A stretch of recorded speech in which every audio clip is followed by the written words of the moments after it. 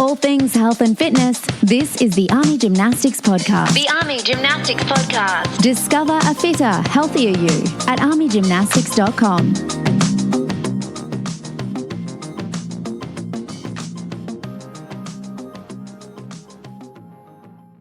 Welcome everyone to the deep dive. I am really genuinely excited for our conversation today. We're about to peel back the layers on something that, well, it touches nearly every life on this planet, one way or another.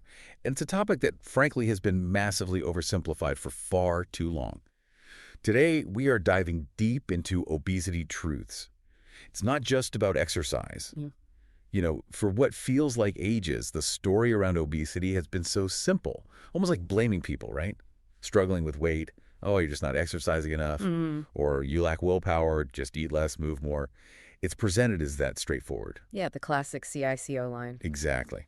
But look, if you've ever been in that struggle yourself, or you've seen a loved one go through it, you just know, deep down, it's never that simple, is it? Not at all. So we're going to challenge that ingrained, but honestly incomplete view today. Get ready, because we're going to uncover some genuinely surprising facts and hopefully build a much fuller picture of what's really going on. Okay, let's get into it. What's really fascinating here and what our sources for this deep dive show is just how incredibly intricate the science underneath weight regulation actually is. We're going way beyond just counting calories or, hours spent at the gym. The material we're looking at today, it covers everything from the really precise physiological things happening inside our bodies, those tiny unseen signals, all the way up to these huge population-level economic studies that show how whole societies are being shaped. Wow. Yeah, it's a massive kind of multifaceted picture we're trying to piece together. And our mission for you, listening in, is to arm you with some genuinely well-informed insights. This topic has such a huge impact, right, on global health, but also on our very personal well-being. Definitely. We really want to cut through all the noise, the conflicting advice, the information overload, and deliver some real aha moments that bring some clarity, some real understanding to this complex subject. So let's start. Okay, so many of you listening are probably familiar with the basic idea of calories in, calories out, CICO, right? It's seen as the foundation of weight management. And, conceptually, that's pretty solid. It's basically thermodynamics. If you consistently take in more energy than your body uses, you gain weight. Less energy in, you lose weight. Sounds simple enough. It sounds incredibly straightforward, doesn't it? But yeah. If it's really that fundamental, why is there so much disagreement? So much frustration? Why do so many people feel like CICO just doesn't work for them? That's exactly where the nuance kicks in, and honestly, where a lot of the confusion starts. People tend to hear CICO and immediately jump to that eat less, move more mantra, and that's really where the misunderstanding begins. The actual energy balance equation, which CICO is just sort of a shorthand for, it's far, far more involved than that simple phrase. It doesn't just count the food you consciously decide to eat or the calories you intentionally burn doing, say, a workout. No, it includes all the complex, often unconscious inner workings of your body. And it also includes all those external factors that ultimately influence both the calories inside and the calories outside. Think of your brain like mission control for your body. It's constantly monitoring, constantly fine-tuning this energy balance. Yeah. It's sending and receiving this incredibly complex web of messages. These involve your gut, a whole orchestra of hormones, different organs, your muscles, bones, even your fat cells, and external stuff too, like the smell of food cooking or even just the temperature around you. It's this incredibly sophisticated system, beautiful, really working nonstop to keep things in balance, even if that balance isn't exactly where we might want it to be sometimes. Right. The body has its own idea of balance. And it's not just our internal systems that make it complicated. Many of us, trying to do the right thing, we rely on external tools. Things like calorie tracking apps, online calculators, trying to estimate our energy needs or what we've eaten. Yeah. But these tools, helpful as they might seem, they have their own limitations, don't they? Absolutely. Calorie calculators, they're giving you estimates. They're based on averages across populations. And honestly, they can be off by as much as 20, even 30% in healthy young people. Wow, that much. Yeah, and potentially even more inaccurate for older adults or people with certain clinical conditions or those already dealing with obesity. And that's just the energy outside, what your body burns. The energy inside, what you eat, isn't much better. The FDA, for example, they actually allow up to a 20% inaccuracy on food labels for calorie count. 20%. Yep.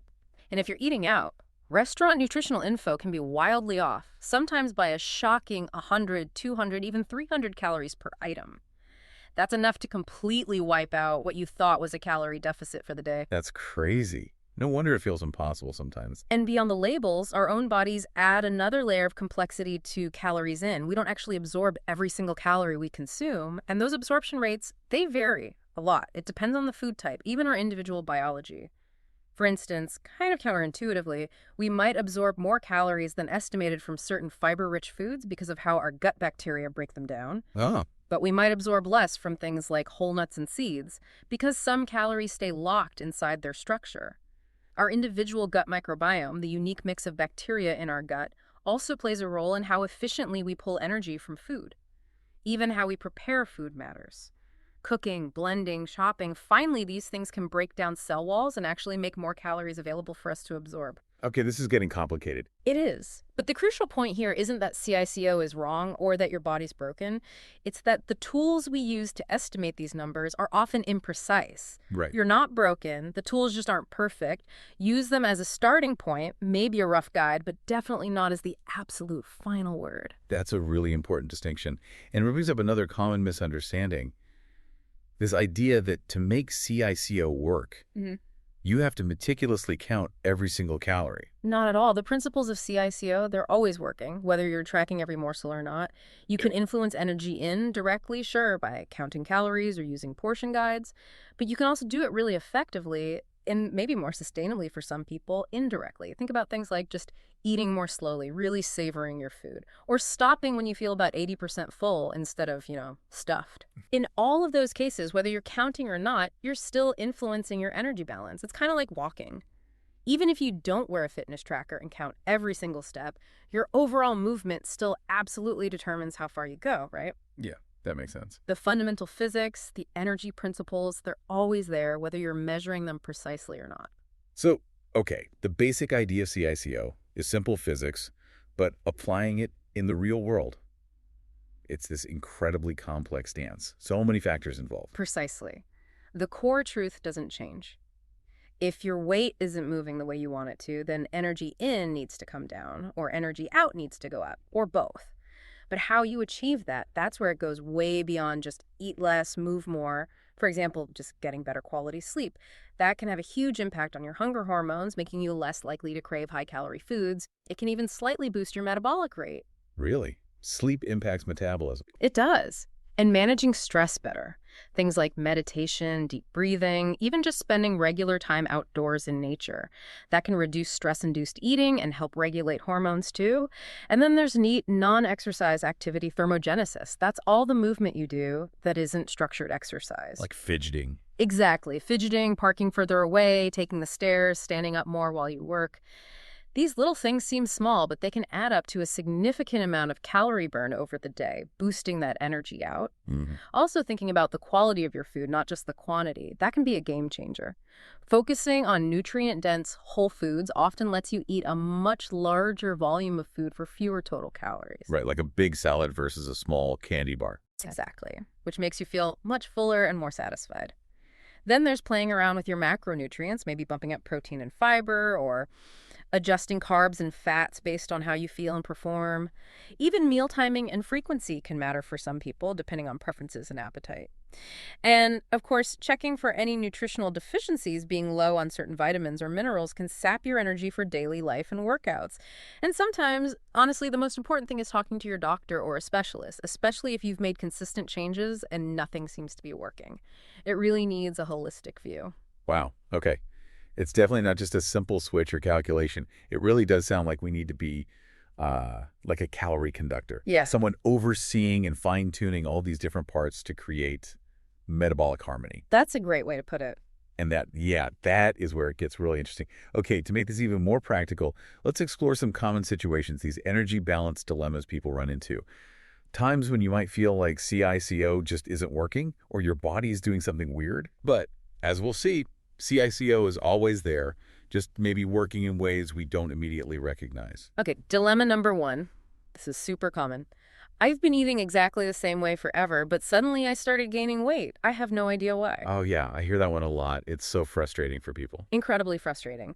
But the explanation, while maybe subtle, is almost always that energy in or energy out did change, just in a way that wasn't obvious or felt out of your control. It could be really small increases in how much food you're taking in, maybe triggered by changes in mood, higher stress levels, even just poor sleep making you hungrier the next day. Right, tiny things you don't even notice. Exactly. Or it could be an increase in how much energy you absorb from your food. Maybe you started a new medication. Or there's an underlying, undiagnosed medical condition affecting metabolism.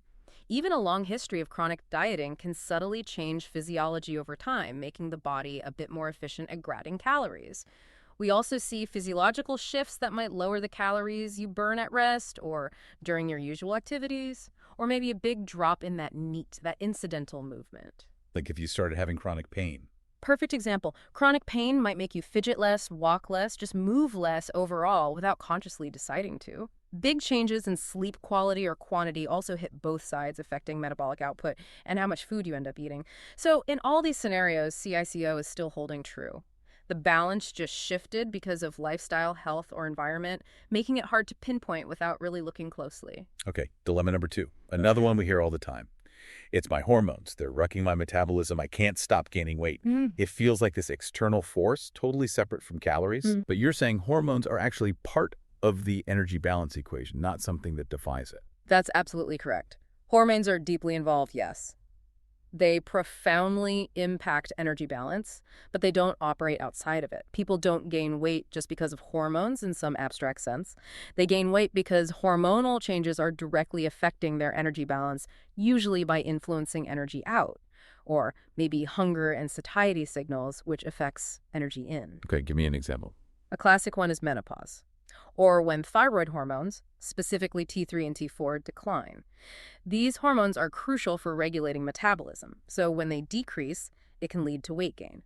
But that doesn't mean CICO is broken. It means the hormones are directly dialing down the energy outside of the equation.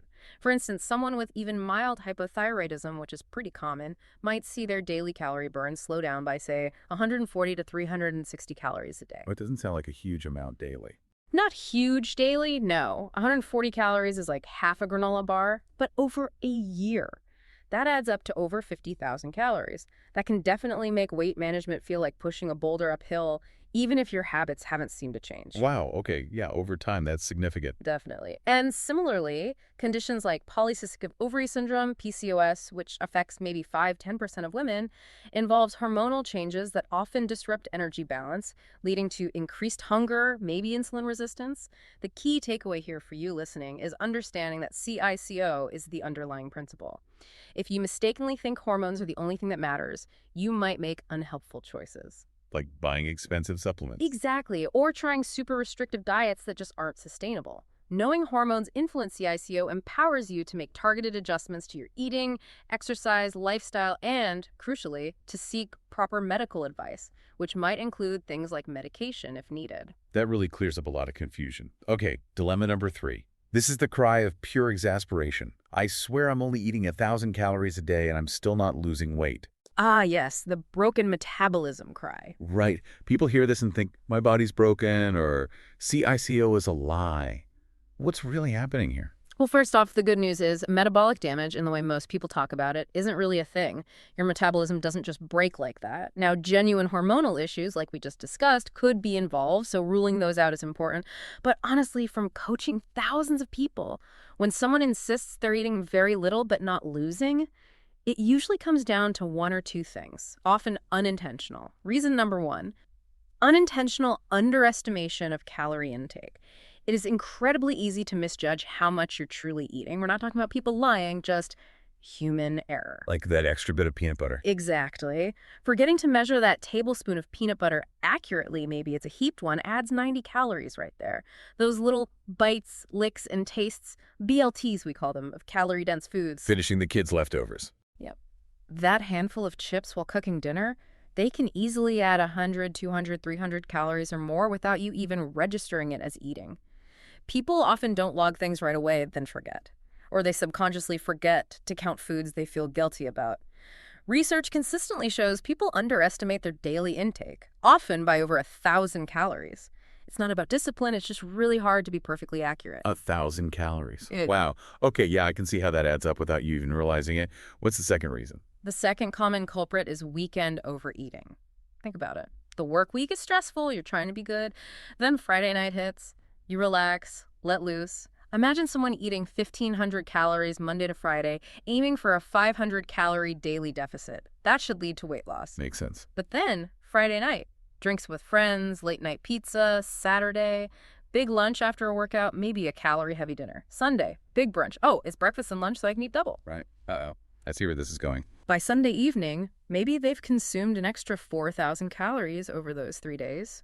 That completely wipes out their entire weekday deficit.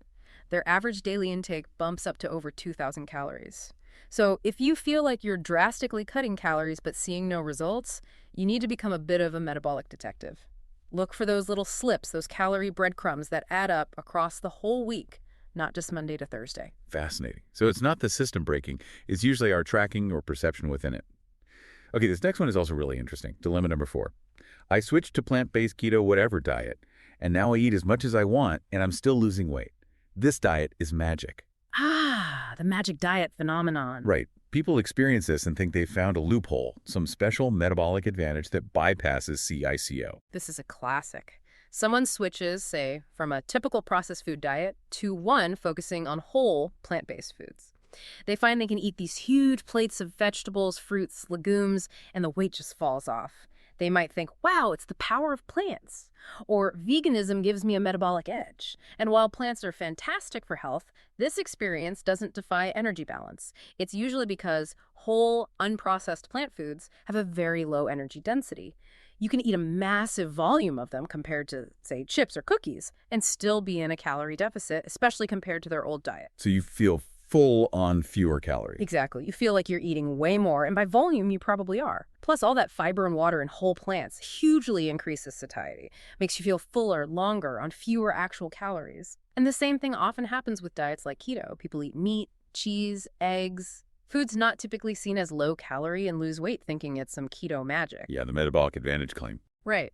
They might say keto burns more calories or blocks fat absorption. But what's usually happening is very effective but indirect CICO regulation. For one, the higher protein intake on a well-planned keto diet boosts satiety significantly, reduces overall appetite.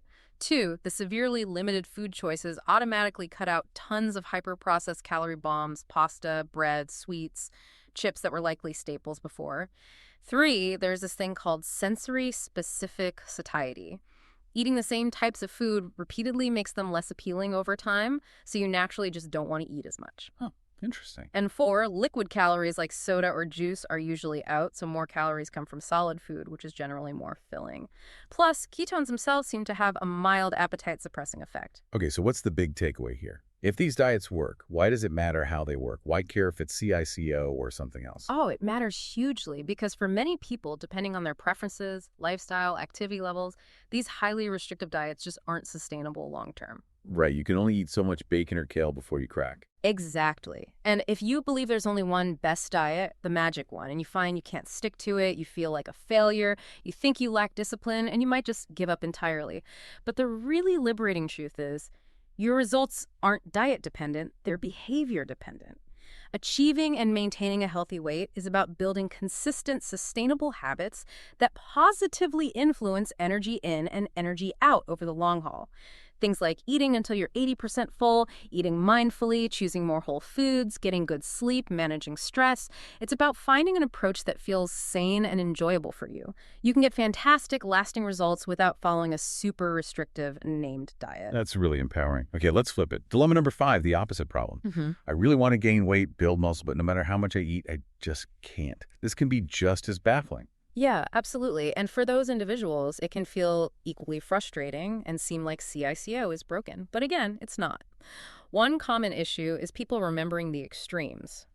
Someone might vividly recall one day where they ate 6 huge meals, felt totally stuffed, and think they ate everything. But maybe the next day they barely ate. Exactly. The next day they might have only had 2 meals because they still felt full or they got busy. That off day doesn't stick in the memory as much. The problem is a lack of consistent energy surplus. The solution often involves aiming for a consistent, slight calorie surplus day in and day out rather than these big, unsustainable swings. It's the average over time that matters. The second issue, particularly for those often called hard gainers or people who are naturally very active, is that when they do eat more, their body subconsciously increases activity. Oh, like they fidget more. Yeah, they might fidget more, pace more, take the stairs without thinking, even push way harder in their workouts because they just feel more energetic. These unconscious increases in energy out can actually cancel out the increased energy in. So CICO is still working, just balancing itself out. Precisely. The key is becoming aware of all activity, conscious and unconscious. If you can't reduce that spontaneous movement, you might need to consciously eat even more, focusing on calorie-dense, nutrient-rich foods, nuts, seeds, avocados, whole grains that pack more calories into a smaller volume.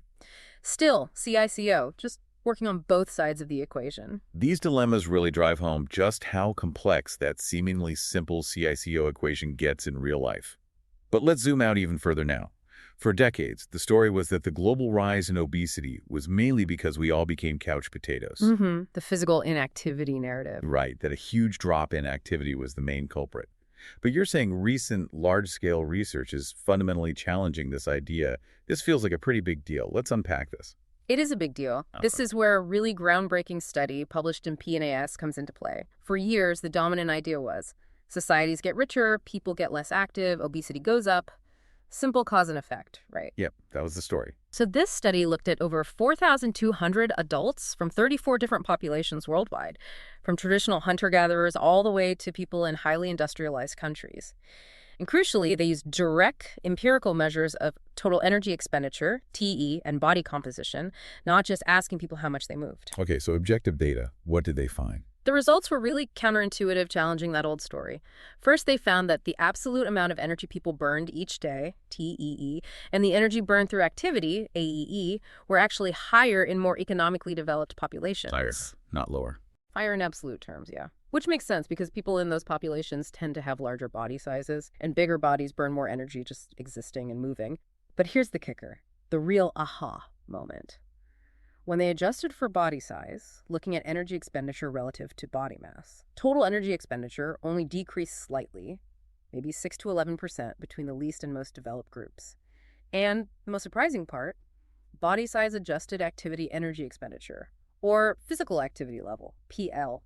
It showed no significant change with economic development. Wait, so people in developed countries, adjusted for size, aren't actually less active on average than people in traditional societies? According to this large objective data set, no significant difference. This really throws a wrench into the hypothesis that a major decrease in physical activity is the primary driver of obesity as economies develop. Wow, okay, so if it's not mainly a big drop in activity, what is the main driver of the obesity crisis, according to this research? What's the big conclusion? The study makes a very strong case, based on their evidence, that it's increased energy intake, the calories consumed and absorbed. That's the primary factor pushing overweight and obesity rates up with economic development. Their analysis suggested that this rise in energy intake has been roughly 10 times more important than any small decline in total energy expenditure in driving the modern obesity crisis. Like 10 times, that's huge. It's a massive difference in contribution. And this fits with other data they collected, showing people were generally weight stable during the study period. So those higher total energy expenditures in developed nations had to be matched by higher calorie intakes to maintain that stability. And this leads us straight to the role of ultra-processed foods, UPFs. Yeah. While they didn't have perfect diet data for everyone, in the 25 populations where they did have dietary info, there was a clear positive link. The higher the percentage of UPFs in the diet, the higher the body fat percentage. Okay, so UPF seems strongly implicated. Very strongly. And the reasons why make sense. First, their sheer availability. They're cheap, they last forever on the shelf, they're engineered to taste amazing, they're everywhere. Second, that engineering the hyperpalatability, high energy density, often low fiber protein, high sugar fat, it can mess with our natural satiety signals. Makes it easy to eat way too much before feeling full. You just keep going back for more. Exactly. And third, the processing itself can actually increase the percentage of calories we absorb from the food compared to less processed versions. It's also worth noting that many traditional diets are often higher in carbs and lower in fat than typical modern diets, which might also contribute to lower overall energy density. This is genuinely a profound shift in understanding. So let's bring it back to us personally. If exercise isn't the main driver of obesity at the population level, Does it still matter for my health? Should I, cancel my gym membership? Absolutely not. Please don't. This is such a critical point. Physical activity is absolutely essential. Think of it as complementary to diet, not interchangeable. While this study suggests exercise might not be the primary cause of the epidemic on a population scale, its benefits for individual health are just undeniable. Massive. Regular activity drastically cuts your risk of dying from any cause, slashes cardiovascular disease risk, significantly improves mental health, reducing anxiety, depression. Okay, I won't cancel the membership. Good. It improves insulin sensitivity, helps control blood sugar, lowers blood pressure, and we know sedentary time is increasing globally, contributing directly to chronic diseases. So the takeaway for you is don't ditch exercise. Its benefits are vast, critical for your overall health, frankly life-extending. Even if its role in causing population obesity is less direct than we used to think, it's still a cornerstone of well-being. That focus on the broader benefits is so, so important. Okay, so given everything we've discussed, the complexity of CICO, the body's subtle shifts, the huge environmental drivers like UPFs, what are the most effective practical strategies for individuals trying to manage weight loss and keep it off in this really complicated world? Well, dietary changes are still definitely central for managing weight effectively. Traditional calorie restriction works, of course, if you can stick to it. But other methods like time-restricted feeding, low-fat approaches, low-carb approaches, they can be just as effective if they're followed consistently. Take time-restricted feeding, or TRF, that's become really popular, right? Limiting eating to maybe a 6 or 8 hour window each day. Yeah, lots of people are trying that. And it can work. It's a practical way to cut calories because there's just less time to eat. That longer daily fast helps mobilize fatty acids, increases fat burning, produces ketones. Studies show it often leads to about a 3-5% calorie reduction naturally, and maybe 2.5 to 3.5 kilos of weight loss over 12 weeks or so. Without explicitly counting calories. Often, yes. But, and this is key, it only works if you do end up eating fewer calories than you burn within that window. You can still overeat in 8 hours. Potential challenges are things like maintaining good quality food choices in that smaller window, dealing with work schedules or social events, things that make sticking to a strict window hard. And what about the endless debate? Low carb versus low fat. It's true, fat has more than double the calories per gram compared to carbs or protein, and it's easy to overdo. But a huge meta-analysis looking at 53 randomized trials found no significant difference in long-term weight loss between low-fat and low-carb diets. The average difference was tiny, like 1.15 kilos. So neither one is definitively better for weight loss overall. Doesn't seem like it, on average. Which strongly suggests the best diet isn't about a specific macro ratio, it's about what you can stick with long-term. In fact, research trying to personalize this, looking for genetic markers or insulin levels to predict who'd do better on low-fat versus low-carb, hasn't really panned out so far. There's no clear association found yet. So we can't easily predict who should do which. Not reliably, no. It's still pretty convoluted. So the big takeaway for you listening, your results are mostly behavior-dependent, not diet-dependent. The most effective diet is the one you can actually follow consistently and happily over time. That focus on sustainability and behavior really seems paramount. But one of the toughest parts, even after successful weight loss, is keeping it off. That whole weight cycling thing is brutal. What's going on physiologically when people regain weight? Oh, weight regain is incredibly common and, profoundly frustrating. It's driven by these really complex physiological adaptations that happen after you lose weight. Your body essentially sees weight loss as a threat to survival, so it fights back. It changes gut hormone signals, increasing hormones that make you hungry, decreasing ones that make you feel full. You feel hungrier. Yep. Changes happen in the appetite and reward centers in your brain, making foods seem more appealing. Your overall energy expenditure actually decreases slightly. Your metabolism slows down a bit, and your body composition changes, the ratio of fat to muscle. The body desperately tries to get back to its previous weight, sometimes even overshooting. There's this concerning idea called collateral fattening. Collateral fattening, what's that? It's where after weight loss, if the body is trying to regain lost muscle tissue, it might trigger overeating that leads to depositing excess fat, sometimes ending up with even more body fat than before the diet started. And the health risks of this weight cycling, this yo-yo dieting, they're significant. Studies show people with large weight fluctuations, even just 5% loss and regain, have higher risks for heart disease and dying prematurely. One study found a weight swing of just 10 pounds, about 4.5 kilos, between ages 40 and 60, increased the risk of diabetes by 1.7 times. That's a big jump. It's also linked to higher fasting insulin, worse glucose tolerance, more metabolic syndrome, independent of just your BMI. It's led some researchers to issue a pretty stark warning. Regaining weight after losing it might actually be worse for your long-term health than just staying at the original higher weight. That's sobering. It really is. It underscores why the focus has to be not just on losing weight, but on finding truly sustainable ways to maintain a healthier weight long-term. It really sounds like this incredibly complex biological system fighting back against change. Given all that, what's on the horizon? Are there more personalized, maybe more effective approaches coming? That's definitely where things are heading. With the rise of precision medicine and obesity management, it's becoming more accessible. The idea is to tailor everything, nutrition advice, exercise plans, even medications, by looking at individual differences. Things like your genes, your demographics, your specific environment, and lifestyle. Moving beyond one size fits all.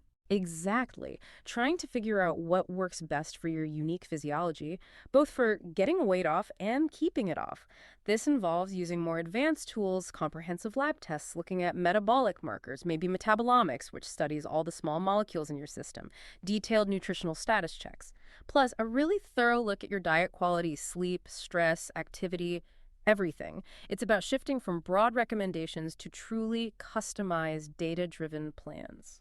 That sounds really promising for the future. But for right now, for someone listening who feels totally overwhelmed, thinking, I just can't eat any less, I'm already miserable, how can we use these CICO insights to maybe game the system a bit, find ways to create a deficit without feeling so deprived? That's a critical question because that feeling of deprivation is why so many people quit. But yes, there are smarter ways to approach it. Strategy 1, maximize protein and fiber. This sounds basic maybe, but most people still don't prioritize these enough, and they are so powerful. Protein is amazing for satiety between meals, keeps you feeling fuller, longer, reduces cravings. Fiber, especially from whole foods like veggies, fruits, beans, boosts satiation during meals, helps you feel satisfied on less volume, fewer calories. Both are proven fat loss aids. So focus on adding those in. Yes. Adopt an abundance mindset, not scarcity. Instead of thinking, what do I have to cut out? Think, what can I add? Try adding, say, a palm-sized portion of lean protein chicken, fish, tofu, lentils, and a serving of high-fiber food, veggies, fruit, beans to each meal you normally eat. This naturally crowds out the less nutritious, more processed stuff. As you feel more satisfied from the protein and fiber, you'll likely find you just naturally desire less of the other stuff. You end up eating fewer calories without feeling like you're actively restricting. Makes it way easier, more sustainable. Strategy 2, shift your perspective. Let me paint a picture. Imagine you're on vacation. You sleep in, miss breakfast because you're relaxed, exploring. You don't really care. You just look forward to lunch. Right, no big deal. You've accidentally created a calorie deficit and you barely noticed. Now compare that to a stressful workday where you force yourself to skip breakfast for a diet. You feel deprived, hangry, focused on your empty stomach. Totally different feeling. Same outcome calorie-wise. Exactly. Same deficit, vastly different experience. If you can mentally reframe eating less as something that just happens as a side effect of a healthier lifestyle, listening to your body, nourishing it well rather than a punishment you must endure, it feels a lot less awful. Aim for that calmer, happier mindset about it. It genuinely helps. Strategy 3, and this is great for people who don't want to eat less but are happy to move more, leverage G-flex or energy flow. That's flex. Yeah, it's basically the total amount of energy flowing through your system, both in and out. Most people see CICO like a fixed bank balance. G-flex sees it more like a flowing river. You can create, say, a 500-calorie deficit by eating 2,000 calories and burning 2,500, standard approach. Or you could create the exact same 500-calorie deficit by eating 3,000 calories and burning 3,500. So you get to eat more food. Precisely. Same deficit, but the second scenario lets you eat significantly more, which feels less restrictive for many. And the benefits might go beyond just eating more. Some research suggests that with a higher G-flex, eating more high-quality food and moving more, you might hold on to more lean muscle mass and less fat. The exercise seems to help partition nutrients better, sending more towards muscle. Plus, eating more gives you more chances to get all the vitamins, minerals, phytonutrients you need. Now, it's maybe a more advanced approach. Effectiveness varies, requires more exercise time, but it's another tool. Be flexible, experiment, find your way to tip the balance. These are really practical, clever ways to work with our biology instead of just fighting it. But expert, you also mentioned earlier these unseen influences, things that affect our weight that go beyond our own choices, maybe even our own lifetime. Tell us more about that. Absolutely. This is a really crucial, often overlooked piece of the puzzle. the impact of the intrauterine environment, and intergenerational effects. What this means is that your predisposition to obesity isn't solely about your current habits or willpower. It can actually be influenced by factors going back generations. Wow, really? How? There's strong evidence for genetic and, importantly, epigenetic programming, changes in how genes are expressed, not the genes themselves that can happen while a baby is developing in utero. And these patterns can sometimes be traced back 1 or even 2 generations. Our modern obesogenic environment, all that easily available processed food, the sedentary lifestyles can trigger what are called maladaptive gene expressions. Basically, switching on genes in a way that predisposes offspring to metabolic problems right from conception. So it can start before you're even born. It can. For example, we know that pregnant individuals who have obesity are at higher risk of having babies born large for their gestational age. And those infants, in turn, face an increased risk of developing obesity themselves later in life. It can become this challenging cycle passed down through families. This really highlights just how important healthy lifestyle interventions during pregnancy can be. Things like appropriate physical activity, maybe time-restricted eating patterns were suitable. They can lead to healthier outcomes for both the parent and the child, potentially helping to break that cycle for future generations. It's a powerful reminder that our health is deeply connected across time. That adds yet another layer of complexity. It really drives home that tackling obesity needs way more than just individual effort. So zooming out again, what does this all mean for us as a society? What are the big picture solutions we need? Well, fundamentally, we need to treat obesity as the complex chronic disease it is. That requires a coordinated effort involving organizations, communities, healthcare systems, and individuals working together. Governments have a huge role. Federally, that means things like funding research on effective community strategies, tracking trends accurately, developing solid guidelines like the Dietary Guidelines for Americans, supporting programs for low-income families like WIC, and initiatives like the White House Strategy on Hunger, Nutrition, and Health, particularly the food as medicine part. Using food to prevent and treat disease. Exactly, aiming not just to end hunger, but also to tackle diet-related diseases.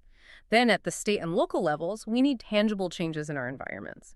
Improving nutrition and activity standards in childcare and schools, supporting family healthy weight programs, designing communities that are genuinely walkable and bikeable, expanding access to healthy food through voucher programs, promoting healthier food options in workplaces, hospitals, food pantries, making the healthy choice the easy choice. Healthcare providers are also on the front lines. It is absolutely crucial they use respectful, non-stigmatizing, person-first language. Obesity is a disease, not a character flaw. That language matters so much. It really does. They should use BMI as just one part of a comprehensive assessment, looking at all those risk factors we discussed: diet, activity, sleep, stress, hormones, medications. Referring patients to proven lifestyle programs like the National Diabetes Prevention Program, discussing medications or surgery when appropriate, and actively connecting patients with community resources for healthy food and activity options. These are all key parts of providing truly supportive care. And broad policies can make a real difference, too. We've seen success with things like taxes on sugary drinks. Even a small tax can raise prices enough to nudge consumption down significantly, maybe 14–20%. Wow, that's effective. Yeah. Bans on junk food in schools, the nationwide menu labeling in chain restaurants, that 2018 rule really did increase awareness and led to people buying fewer calories on average.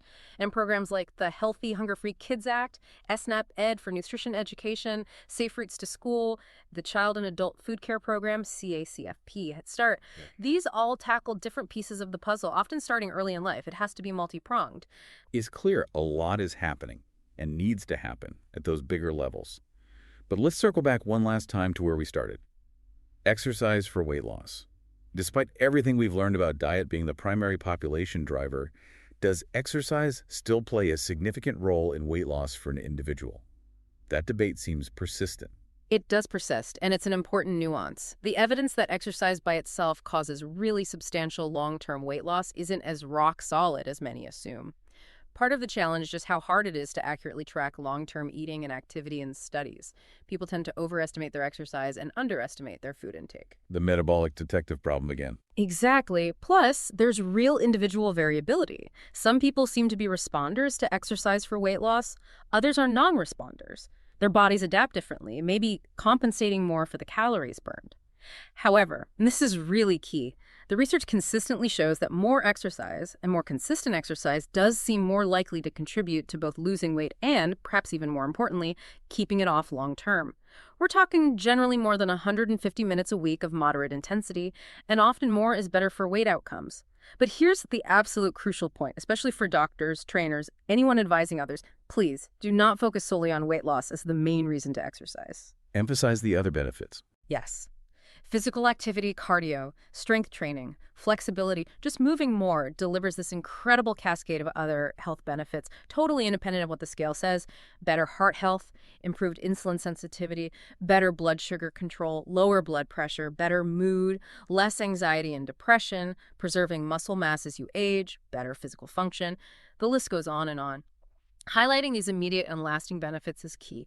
It stops people from quitting exercise just because the pounds aren't melting off as fast as they hoped. Exercise is fundamentally crucial for health, period. End of story. What an incredibly thorough journey this has been. We've really unpacked the complexities of obesity today, haven't we? Moving so far beyond just exercise or willpower. Yeah. We saw how CICO, that basic energy balance, is actually this intricate interplay of biology, brain signals, hormones, absorption, and our environment, our behaviors, even subtle shifts we barely notice. We explored that fascinating research pointing to increased energy intake, especially from ultra-processed foods, as a much bigger driver of the population-level issue than declining activity. That really reframes things, and yet we affirm that physical activity is still absolutely vital, a cornerstone for overall health, offering countless benefits way beyond weight management. Absolutely essential. And we touched on practical strategies focusing on protein and fiber, shifting perspective, maybe using G-Flux alongside acknowledging those deeper, often unseen, intergenerational and societal forces that shape our health. It truly is this dynamic dance between biology, behavior, and our environment. And all this deep understanding, it really raises an important final question, doesn't it? Knowing just how complex obesity is influenced by everything from our gut microbes to global food policies to what happened generations ago, how can you, listening right now, leverage this deeper understanding? Not just for your own health journey, which is vital, but perhaps also to become a voice for creating healthier environments, more supportive systems, right there in your own community. Because truly effective, lasting solutions, they really do require this kind of comprehensive view and action at multiple levels. That's a powerful question for all of us to reflect on. Thank you so much for joining us on this deep dive today. We genuinely hope this exploration has provided a more nuanced, maybe more empathetic, and ultimately a more actionable understanding of obesity. Keep learning, keep asking questions, and keep exploring. Until next time, stay curious. Thanks for listening. For all things health and fitness, subscribe to our newsletter today. Find out more at armygymnastics.com.